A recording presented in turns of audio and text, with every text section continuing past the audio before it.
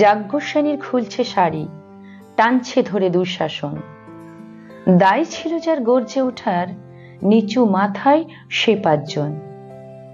দুর্যোধনের নগ্ন উরু, ইঙ্গিতে তার ধস্য কাম।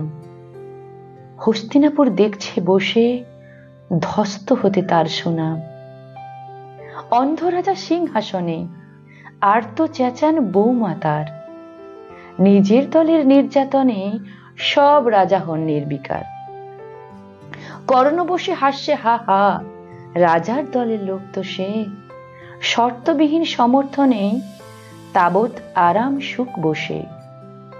ভীষ্ম দ্রোণ কৃপণ নীরব, সরকারি লোক হাজার হোক, রাজার কথাই তোমার কথা, তুমি যখন রাজার লোক।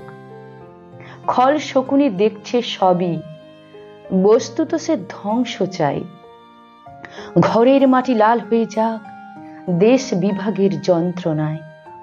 সুশীল সবাই ঘটছে যখন রাজ অপরাধ জঘন্য, ঠিক তখনই তার বিরোধে চেঁচিয়ে ওঠেন বিকর্ণ। বিকর্ণ নন কেউ কেটা লোক, 100 ভাইয়ের একজনা। এর আগে কেউ তেমন ভাবে তার কথাটাই জানতো না।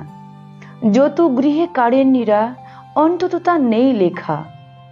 ভীমকে যখন বিষ খাওয়ালো, তখনও তার নেই দেখা। কিন্তু যখন প্রকাশ্যেতে কাড়ছে নারীর আব্রু কেউ, স্তব্ধ জিভের চুপ সাগরে বিকর্ণ হন একলা ঢেউ। চেঁচিয়ে ওঠেন রাজার কুমার যুবরাজের বিরুদ্ধে। মহাবলীর পাণ্ডবেরও গলায় তখন সে সুর নেই।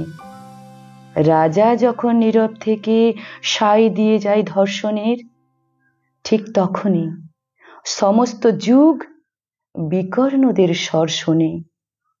আমরা যারা কিচ্ছুটি নই, একটি মাত্র বোট কেবল, অত্যাচারের সামনে এলে সঙ্গী শুধু চোখের জল।